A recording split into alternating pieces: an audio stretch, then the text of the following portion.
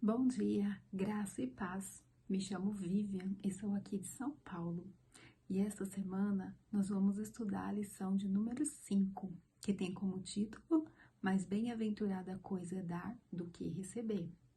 O texto áureo da nossa lição desta semana nos diz assim: E disse o Senhor: Qual é, pois, o mordomo fiel e prudente a quem o Senhor pôs sobre os seus servos para lhes dar a tempo a ração? Bem-aventurado aquele servo a quem o seu senhor, quando vier, achar fazendo assim. Em verdade vos digo que sobre todos os seus bens o porá. Está em Lucas 12, 42 a 44. O pensamento central: além de todas essas doações sistemáticas e regulares, havia questões especiais que exigiam ofertas voluntárias, tais como o tabernáculo construído no deserto e o templo erguido em Jerusalém. Deus fez essas exigências ao povo, visando não apenas o próprio bem deles, mas também a criação de um método para sustentar seu serviço. O primeiro tópico dessa semana, o de domingo, fala trabalhando sob maldição. A pergunta A: o que aconteceu aos judeus enquanto construíam o templo? Aqui em Ageu 1, de 2 a 11, a gente vai ler até o verso 7. Assim fala o Senhor dos Exércitos, dizendo: Esse povo diz: Não veio ainda o tempo em que a casa do Senhor deve ser edificada, Veio, pois, a palavra do Senhor por intermédio do profeta Ageu, dizendo: Porventura é para vós tempo de habitardes nas vossas casas forradas, enquanto esta casa fica deserta?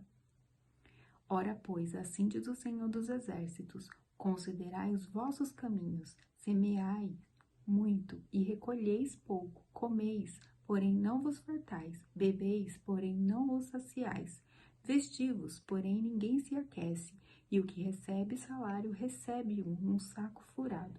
Assim diz o Senhor dos Exércitos: Considerai os vossos caminhos.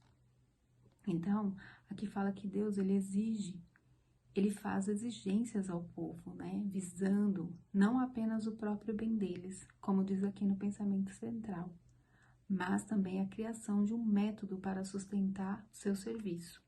Então, o Senhor, ele quer que façamos suas obras como voluntários, né? E não podemos reter o que é do Senhor. Aqui na pergunta B: como Deus vê a retenção de dízimos e ofertas? Já respondendo a pergunta, como furto, né? Como diz aqui em Êxodo 20, 15, não furtarás. A segunda parte da pergunta: quais são as consequências de retê-los e por que isso resulta em maldição?